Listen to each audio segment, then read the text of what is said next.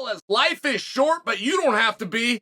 I got the short kings covered with today's sponsor, Kanzuri. Kanzuri makes shoes that help you look up to 2.8 inches taller without anybody knowing. Girls have their heels. It's about time men get a boost in their confidence too. For a limited time, only for listeners of this program, you can get an extra 15% off your order. All you got to do is use the code Chael at Kanzuri.com. Let me spell that for you. Conzuri.com.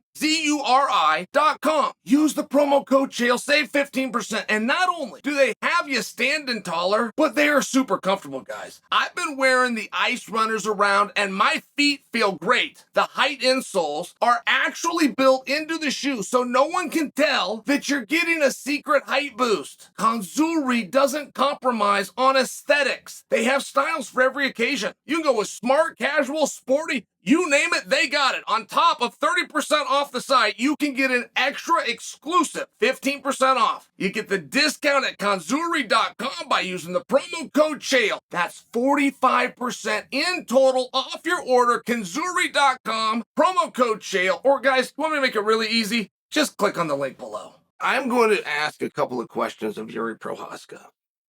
And I'm going to do my best for sportsmanship.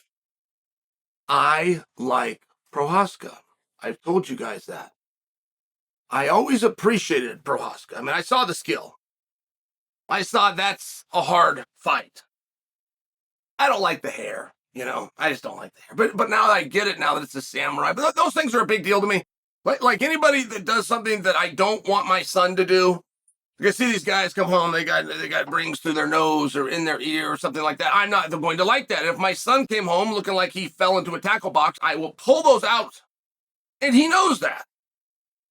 But the same thing goes, a guy got a patch of hair growing out of his head and he ties it into a ponytail, right? This isn't the kind of thing that I want my son to sit and watch. But then I find out about Procházka and I find out why he did that. I find out about the samurai spirit. They have lunch with King Mo, which gets parlayed into an impromptu meeting with CB Dalloway. They love him. They talked about how wonderful he was, how unique he was. They don't think anybody can beat him. They think he's the guy to beat Jon Jones. Now, this was years ago. I just had this talk about 6 months ago, but it was years ago that they felt him. CB Dalloway doesn't say anything nice about anybody, and neither is King Mo.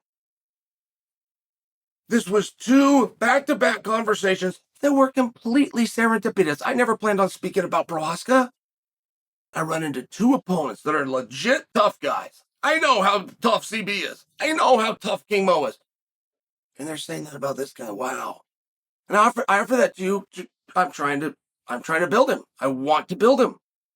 I want to be helpful, but I am not going to spare the lash in one regard. I am going to interview Jiří Procházka right now for you guys to see. But there's nothing under my sleeves. Coming to you clean. Okay? I'm going to interview Procházka.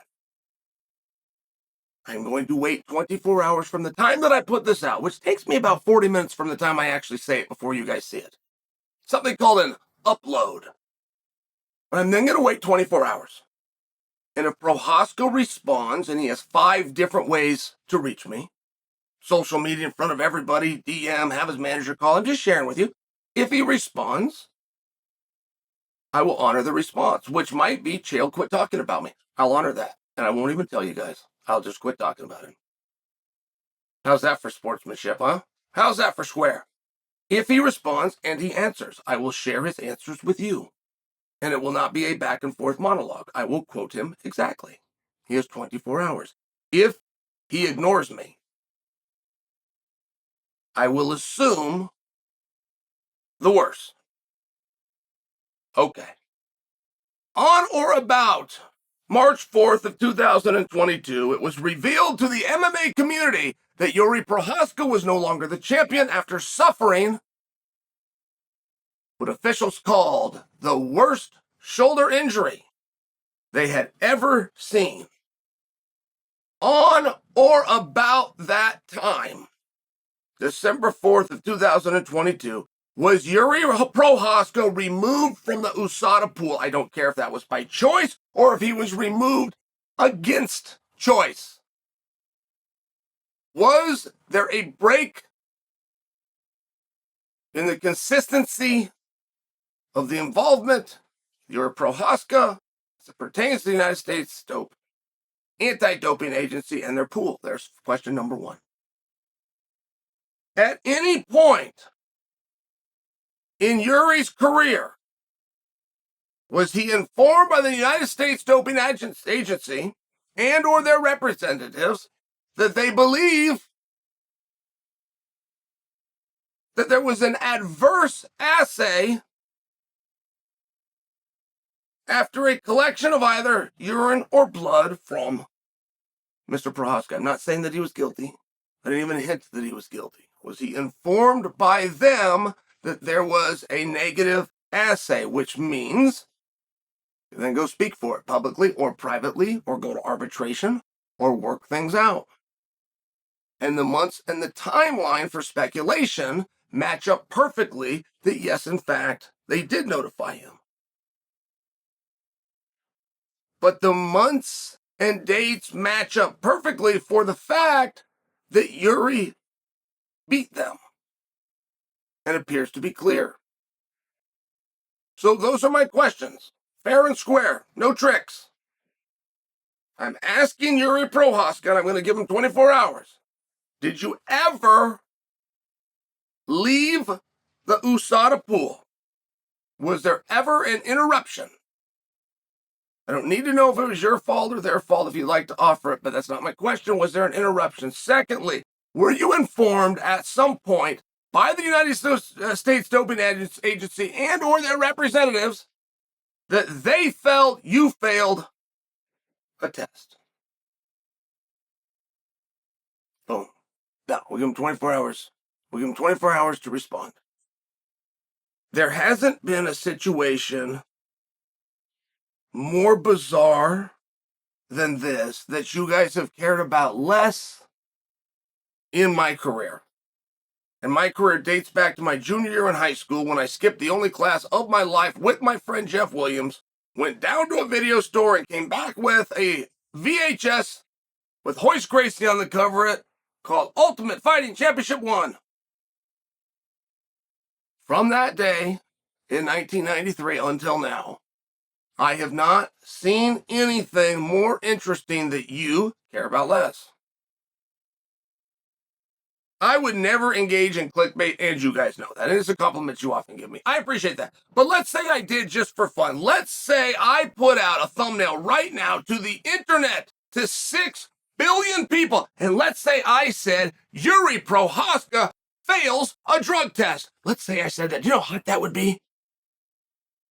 If I said that about LeBron, if I said that about Tiger, if I said that about Simone, if I said that about your neighbor, if I said that about your bus driver, like I could say it about anybody except for Jiří Procházka. I could put out a thumbnail that says Jiří Procházka cures cancer. I couldn't get anybody to click on it. Jiří Procházka versus Glover Teixeira is the single greatest light heavyweight fight of all time. It demanded a rematch by the numbers. Glover Teixeira, at a ripe old age, which was just enough inspiring, is what it was. To watch that man at 42 years old, doing what he was doing, the best in the world, was inspiring. Wait, Glover Teixeira, that night, no longer had to beat Jiří Procházka. He'd already done it. He just had to run out the clock. And Jiří struck before the clock got ran out. I'm just sharing for you. Everything that you saw demanded a rematch.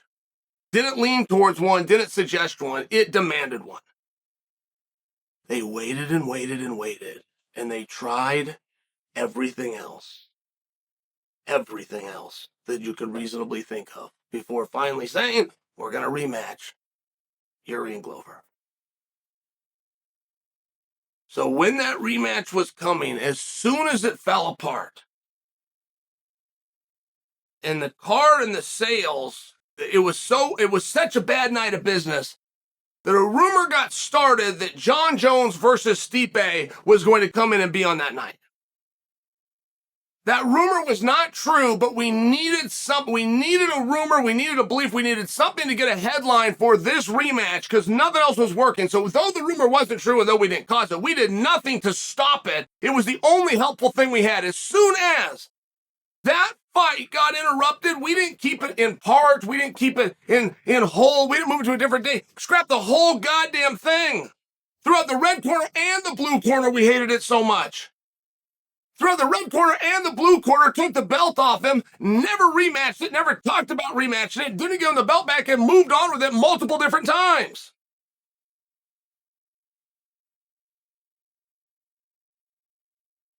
Maybe you needed to be at the lunch with King Mo. King Mo's who made me a fan. Maybe you needed to be in the lobby of the hotel and hear what CB Dollaway had to say about Jiří Procházka, because he made me a fan. Maybe you needed to hear some insight that Coach Henry Cejudo had when he was trying to bring Procházka out to spar with Jon Jones at his gym in Arizona. Maybe that's what it will take to make you a fan. And maybe Mr. Samurai needs to reveal to the world that there's somebody out there that thinks he's breaking a few rules, because not for nothing, it's good for ticket sales, and I'm not saying he did it, at least not right now. Talk to you guys in 24 hours. Jiří, you have 24 hours. Was your time, I don't care why, Jiří, don't start telling me why. It's really a yes or no. Was your time from the moment it started until now within the USADA pool ever disrupted? Question 2, and there's only 2. Were you informed by USADA or one of their representatives that in their opinion you had failed an assay? Yes or no? And Jiří, take it from me, no one cares.